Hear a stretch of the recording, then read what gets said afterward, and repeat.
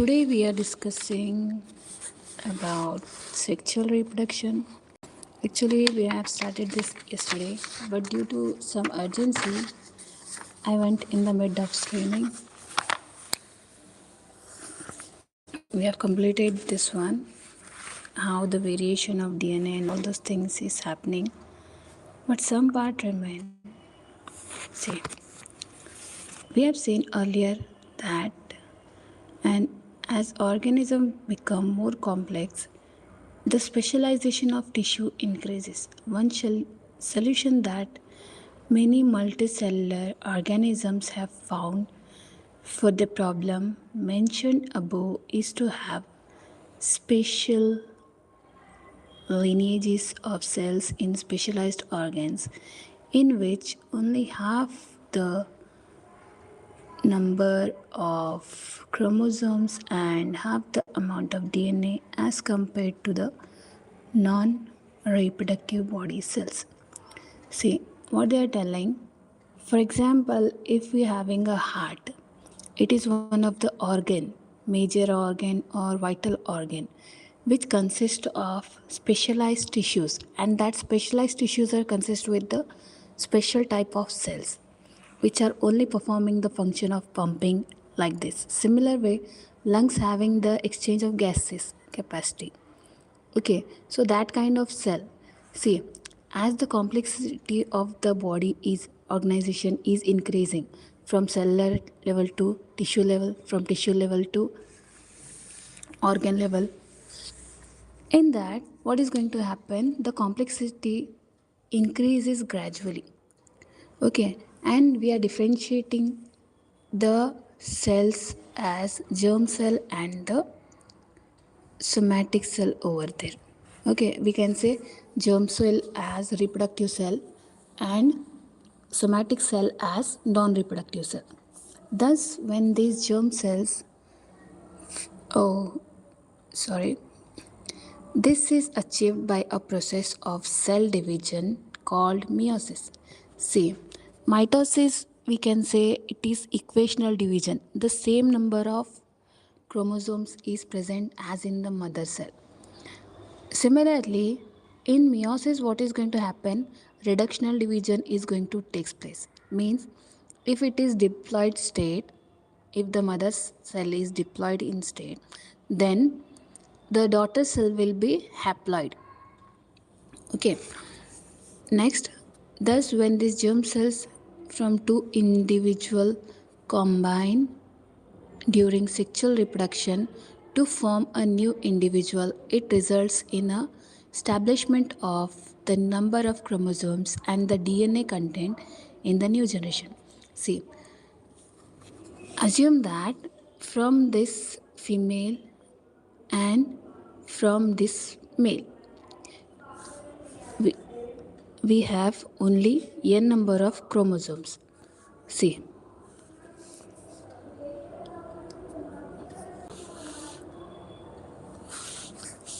see, the female has n number. When they crosses with male of n number or haploid state, at that time they are going to give us the 2n, means they are going to fuse with each other. Female gamete and male gamete are going to fuse with each other and they are going to form the zygote. Okay, see, this will be our new generation, upcoming generation. If the zygote is to grow and develop into an organism which has highly specialized tissues and organs, then it has to have sufficient stores of energy. For doing this, in very simple organism, it is seen that the two germ cells are not very different from one and another, or may even be similar, but as the body designs become more complex, the germ cells also specialized. See, what they are telling, when the zygote is formed, the specialized tissues and organs are going to develop. Okay, as the time went, as the gradually time increases, at that time, the energy requirement also needed after some time. If we discuss this in a simple organism, then it is seen they may be same or they may be different from one and another. But here what is going to happen, the body design as it is going to complex, at that time the germ cell also is going to specialize. For example, it only the gonads have formed at the initial time, but after that what is going to happen, whether it is going to be a male or the female, at that time that specialization is also going to appear. Next, one germ cell is large and contain the food store, while the other is smaller and likely to be sterile. See, germ cell means here we can assume that it is ovum because it is immotile in nature, whereas the sperm is comparatively very small than ovum and it is motile in nature. Conventionally, the motile germ cell is called as male gamete. See, it is nothing but the sperm. Male gamete is nothing but the sperm. And the germ cell containing the stored food is called as what? Female gamete. We shall see in the next few sections how the need to create these two different types of gametes give rise to differences in male and female reproductive organs, and in some cases differences in the bodies of male and female organism. See, definitely God has created both of them as a different only. Okay, appearance, physical appearance, it may be anatomically, both of them are different from each other. See, next, sexual reproduction in flowering plant. The reproductive parts of, you can see here, it is the longitudinal section of flower. Mainly it is the hibiscus flower. Okay, see here, the main parts we can say, the crown part is what? Stigma, and the cylindrical tube attached to that stigma is what? Style. Below that, bulged or swollen part is there, that is known as what? Pistil. But all three together is known as what? Pistil. Coming, and it is also the female reproductive part. Female reproductive part.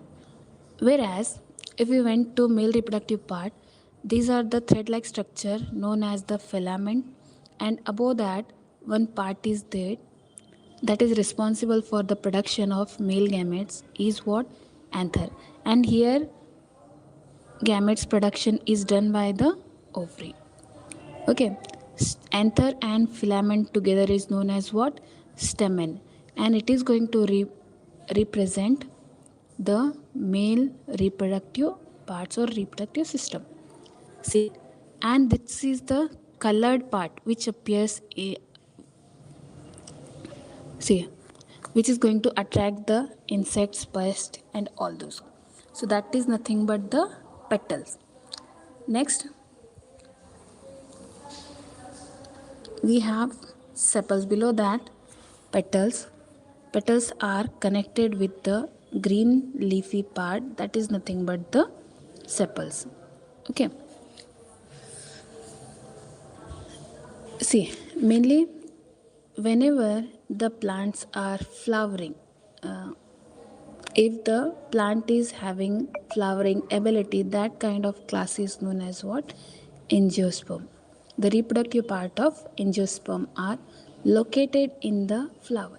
See, you have already studied the different parts of flowers: sepals, petals, stamens, and pistil, as I have described you. Stamens and pistils are the reproductive parts of a flowering flower, which contain the germ cells. What possible functions could the petals and sepals serve? See, as I said, petals are going to attract the insects and many other functions too. Whereas sepals is going to give the strong anchorage or the bonding to hold that petal, anther, stamens, and all. The flower may be unisexual, means either it is female or male. Example for that is papaya and watermelon. When it contains either stamen or pistil or bisexual. See, either they are going to contain stamen or pistil or both. Bisexual means both the characters, reproductive characters are present. Example we have hibiscus, mustard. When it contains both the stamens and pistils, stamen is the male reproductive part. Stamen is male reproductive part and it produces the pollen grain. See, these are the gametes and produced by the stamen. It is one of the male gametes. That are, if we discuss about its nature, it is yellowish in color. See, you must have seen this yellowish powder that often sticks to your hands if we touch the stamen of a flower. See, here the location of that is present in hibiscus. If we touch here, at that time we are going to observe small yellow particles on our finger. So that are nothing but the pollen grains. Pistil is present in the center of a flower and is the female reproductive part. It is made up of three parts. The swollen bottom part is the ovary. Middle elongated part is the style, and the terminal part, which may be sticky, is the stigma. The ovary contains ovules and each ovule has an egg cell. The male germ cell produced by pollen grain fuses with the female gamete present in the ovule.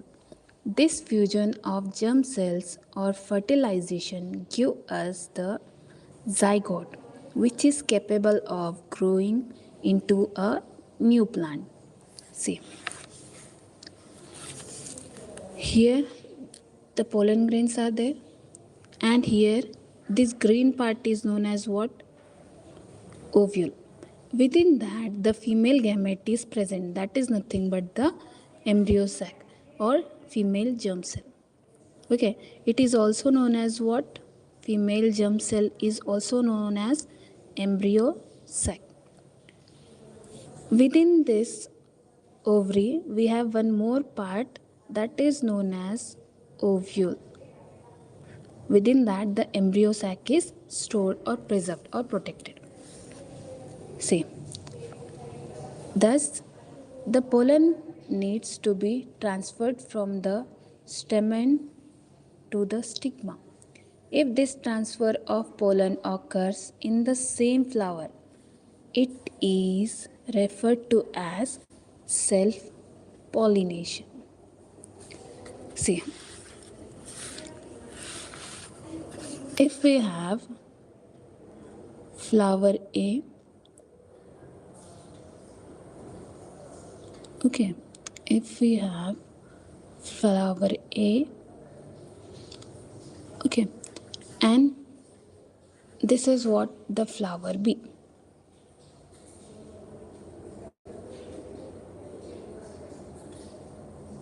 This is what the flower B. Okay, this is flower A and this is flower B. What is going to happen if the pollination, see, this is the anther responsible for the production of pollen grain. See, if the pollen grains fall on same flower, okay, if the pollination occur on the same flower, if the transfer of pollen grain from anther to the same flower of stigma, then it is considered as self pollination or autogamy. Self pollination or autogamy. See next. On the other hand, if the pollen is transferred from one flower to another, is known as cross pollination. See, if the same thing is happen, the same pollen grains, the same pollen grain from flower A went to flower B. The pollen grains are going from flower A to flower D and flower B. Then the pollination took place, and this pollination is referred as cross pollination. See, if the plant is same, whatever we have done, if the plant is same for both the flowers, then this cross pollination is referred to as geitonogamy. Geitonogamy. Okay. The same way, if the pollination occur in between two different plants, not different flowers, I am telling different trees, from tree X to tree Y. Okay, if this is happening, one more flower we can say it is flower C. Here it is flower C. Then if the pollination occurs, the pollen grains of either A or B went to C flower, then that kind of pollination is known as xenogamy. It is one of the cross pollination itself, but difference is that in cross pollination, if same plant is there, no doubt flowers are different, but if same plant is there, then that kind of pollination is known as what? Geitonogamy. Whereas in cross pollination only, the transfer of pollen grain from one flower to another flower stigma, that to others plant, another plant. Okay, that kind of pollination is known as what? Xenogamy. See, this transfer of pollen from one flower to another is achieved by agents like wind, water, or animals. See, this thing is not happening by themselves. Okay, whatever the pollination process is happening, it is happening with the help of either wind, water, or animals. Okay, after the pollen lands on a suitable stigma, it has to reach the female germ cells, which are in the ovary.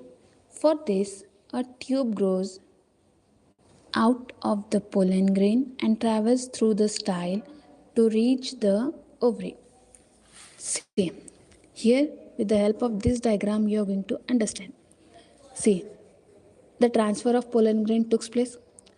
Here, two reactions are going to happen. One is compatible,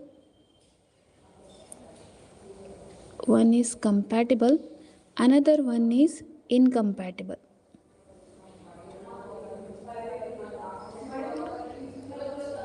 See here, compatible means it is going to accept. The pollen grain is going to accept. Here, incompatible means the pollen grain is rejected. See, how we are going to come to know whether it is compatible or incompatible? See, one thing is going to happen. If the pollen grain belong to same species, then what is going to happen? On the stigma there is enzymatic reaction is going to happen. If enzymatic reaction is compatible, then only the pollen tube is going to generate and the nutrient medium is going to provide from the stigma. Whereas if the pollen grain is incompatible, then here no nutrient medium is going to generate, nor the pollen tube is going to generate. Okay, and that pollen grain is discarded. See what is going to happen here. See, before fertilization, what, how the fertilization is occurring. First thing, when the pollen grain is landed on the stigma, at that time the stigma is going to provide the nutrient medium. After that the pollen tube is going to generate. From this pollen grain, male germ cells are going to develop, or male gametes are going to come. See what they are going to do, they are going to enter into a female germ cell or embryo sac. Here we can say two male gametes are entered. Two male gametes are entered. One is going to fertilize the egg cell and one is going to fertilize the polar nuclei. Here when the gamete is fused with the egg, that process is known as what? Syngamy. Whereas when the male gamete fused with the new polar nuclei, that process is known as what? Triple fusion. See, here double, one time fertilization, and here second time fertilization, means here it is also referred as syngamy plus triple fusion. It is also referred to as double fertilization.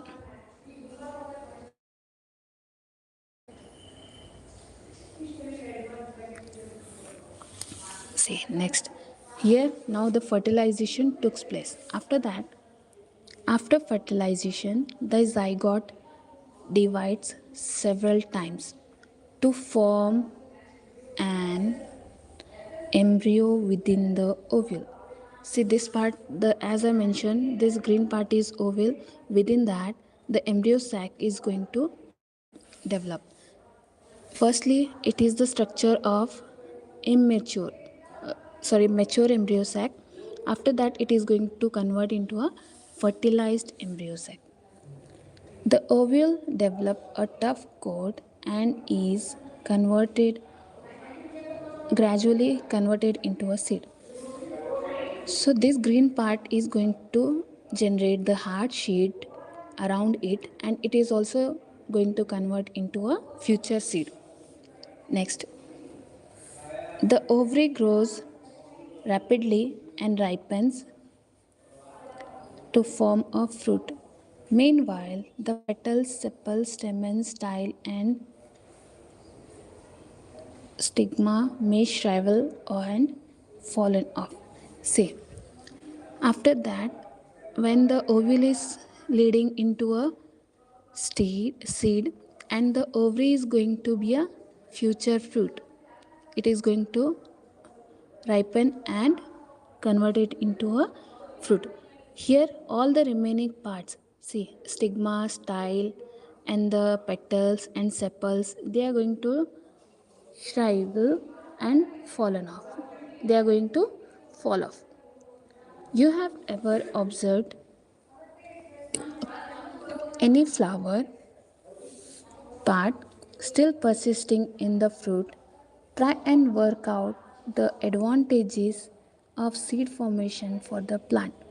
See, the seed contains the future plant of embryo or future plant or embryo which develops into a seedling under a appropriate conditions. This process is known as what? Germination. See, the process means what? The seed definitely it is going to contain the embryo and which is protected by the cotyledons. When that seed is getting the favorable conditions like adequate amount of moisture, humidity, temperature, pH, all those things, at that time the process is going to take place. That is nothing but the germination. Okay, see, as we have one activity, we need to sow a few seeds of Bengal gram, that is nothing but the chana, and keep them overnight. See, we need to keep it overnight. See, as we are all knowing, our mother is going to do all such things, but for this activity we need to do this. Few Bengal gram we are going to soak during night before we go to sleep. Then in the morning what we are going to do, drain the excess water and cover the seeds with a wet cloth. See, whatever, assume that this is our container in which we have placed our Bengal gram. Okay, what we need to do, already we have soaked it and we are going to remove the excess water. After that one, what we need to do, we just need to place a wet cloth on it. See, wet cloth, wet cloth we need to put. Why we are putting wet cloth only means, see, they should not become, the seeds do not become dry. For that reason we are placing the wet cloth over them. Cut open the seeds. See, in the next morning, if we cut open the seeds, if we cut open the seeds carefully and observe the different parts. See, compare your observation with figure 7.9 and see if you can identify all the parts. See, when we are going to open the parts, it is going to, sorry, when we are going to open that Bengal gram, at that time it is going to resemble like this. See, this is the soaked one. When we are going to open it, it is going to look like this. See, these parts is known as what? Cotyledons, and it having a function, it is going to store the food for the developing embryo. See, this is the plumule, future shoot, means the above part is going to be a future shoot, that is nothing but the plumule. Okay, whereas first it is going to come out, which part? Radical, that is nothing but the future root. If we place it under the soil, then the development is going to be like this. Okay, so I hope the students or the viewers are enjoying and understanding all the explanation whatever I am doing. So please make sure to like, share and subscribe to my YouTube channel, and please support me. Okay, I'm going to delete tomorrow, so stay tuned. Allah Hafiz, दुआ में याद रखना.